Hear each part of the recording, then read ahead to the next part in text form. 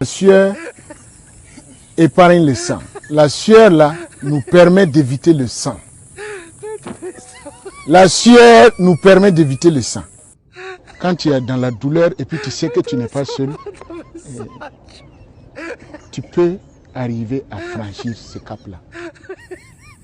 Mais celui qui se bat pour quelque chose là, c'est pour lui la chose, ou bien celui qui se bat pour quelque chose là, c'est pour lui la chose, vrai ou faux? Retenez une chose que ceux qui vont commander le pays et ceux qui vont diriger le pays là, c'est ceux qui croient au pays. C'est pas quelqu'un d'autre. Ceux qui vont commander ce pays là, c'est ceux qui peuvent donner leur sang pour le pays. Si les gens disent que c'est les Russes, c'est les Français, c'est les Vietnamiens, c'est les Chinois, c'est les quoi là, c'est des faux débats. Si c'est notre pays, c'est nous d'abord. Si le pays là, si c'est pour nous, c'est nous d'abord. Au moment où on jugera nécessaire d'aller à gauche ou à droite là, le pays peut de manière souveraine dire que c'est comme ça et le pays à ce moment-là doit être prêt à supporter les conséquences.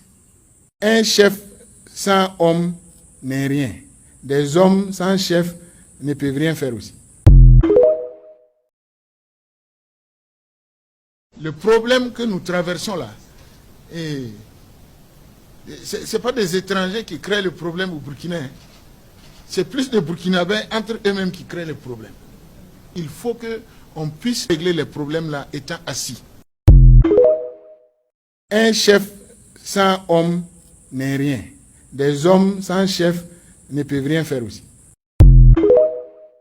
Il y a une phrase que nous souhaitons que chacun ce soir là réfléchisse bien sur cette phrase là et l'applique de manière jusqu'à la fin de son détachement, jusqu'à le retour, voilà, vers une position arrière où la personne là va retrouver les conditions normales de fonctionnement. La phrase là, c'est laquelle? C'est la sueur épargne le sang. Ça veut dire que toute personne qui est engagée au compte de l'État dans ce combat contre l'extrémisme violent là, la personne là doit s'attendre à faire couler sa sueur. On a beaucoup de positions qui malheureusement ont préféré garder la sueur là dans leur corps et puis ils ont payé par moment le plus cher de leur vie.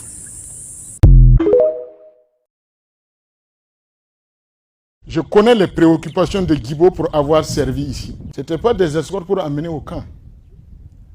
C'est pour soutenir les populations. Je sais que depuis l'événement, d'autres ne dorment pas. Moi, je vais vous demander de vous entretenir et de vous souder. Ceux qui n'ont pas été exposés à l'événement là doivent renforcer le moral de ceux qui ont participé à l'événement. Parce que je sais que ce n'est pas facile. Nous devons faire un diagnostic de tout ce qui s'est passé. C'est des moments de fragilité où on peut rapidement accuser X ou Y. Je vous demande d'avoir ce temps de recul-là. Vous devez savoir que nous sommes espionnés de part et d'autre, dans nos déplacements et dans nos stationnements. Nous devons savoir également qu'il y a des gens qui sont en permanence dans des dynamiques de sabotage. Et nous devons comprendre aussi qu'il y a des gens qui sont également dans des dynamiques de propagande subversive pour nous affecter, surtout au niveau des réseaux sociaux. Nous n'avons pas d'autre choix que de nous taire.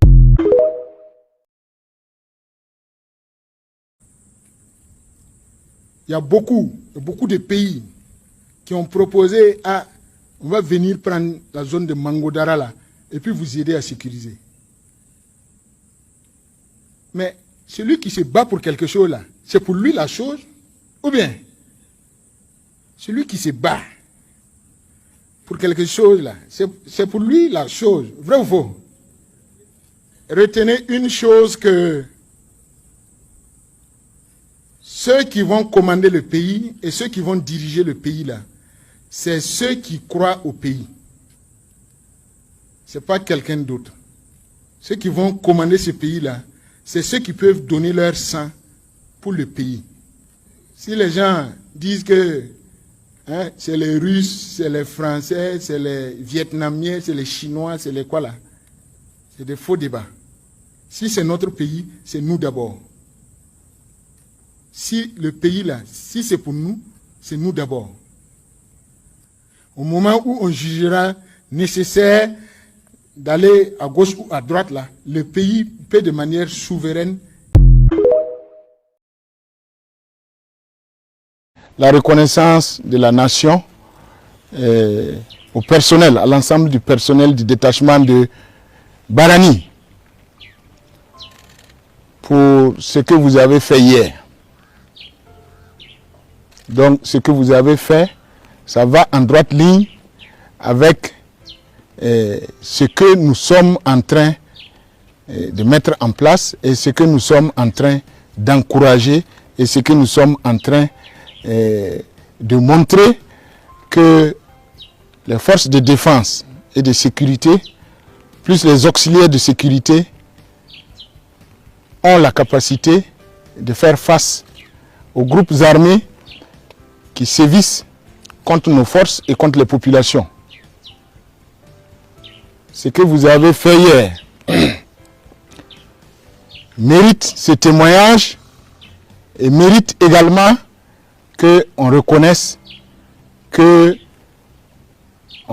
l'engagement de votre Garci ici et que cet engagement-là puisse contaminer l'ensemble de nos positions, l'ensemble de nos forces dans la lutte contre l'extrémisme violent. Vous avez tenu votre position ici en dépit du nombre supérieur des groupes armés qui étaient venus. Vous avez montré qu'ils ont croisé plus fort qu'eux. Cet esprit-là doit rester jusqu'à la fin de votre déploiement opérationnel. Cet engagement-là, ça doit rester jusqu'à la fin de votre engagement opérationnel. Cette fois-ci, c'est eux qui sont venus vers nous. On ne peut pas les empêcher de venir, mais il faudra toujours montrer que quand ils viennent, ils trouvent quelqu'un, ils trouvent des personnes, ils trouvent une unité en face. Et après ce cap-là, il faudra qu'on aille les chercher. Il faudra qu'on aille les chercher pour leur montrer qu'en tout point de vue, nous restons supérieurs à eux. Nous irons jusqu'à la fin, jusqu'aux limites de nos frontières là également, pour les chercher. Nous n'avons pas besoin des gendarmes classiques ici dans les Garci. Nous n'avons pas besoin des militaires classiques ici dans votre détachement. Nous n'avons pas besoin aussi des VDP classiques pour le combat. Nous avons besoin de gendarmes combattants, des militaires combattants et des VDP combattants. Combattants là, c'est trois choses. Comment on se déplace, comment on se poste et comment on emploie ces moyens de combat. Sachez vous remobiliser. Je sais déjà tout ce qui a été fait. Voilà. Je sais que beaucoup aussi sont des déploiements récents. Il y a la fatigue, mais il faut savoir se remotiver et savoir que pour préserver notre nez là, c'est par la sueur qu'on préserve le nez là. Je sais qu'il y a la fatigue. Je sais que ce n'est pas aujourd'hui seulement que les gens sont dans la poursuite des djihadistes ou bien des terroristes. Mais tant que ce n'est pas fini là, on est dedans. Donc il faut savoir se donner encore, accepter les sacrifices que ça demande actuellement d'être dans une zone comme Mangodara. Les terroristes finiront quand on va réduire leur nombre. L'objectif là n'est pas de savoir pourquoi ils nous en veulent.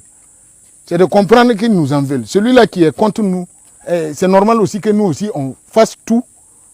On donne tout ce que nous avons à donner pour l'anéantir. Donc je souhaite que vous dormez tous avec ça. Et la sueur épargne le sang. Quand on est dans une zone d'insécurité là, il faut accepter les contraintes que la zone d'insécurité demande.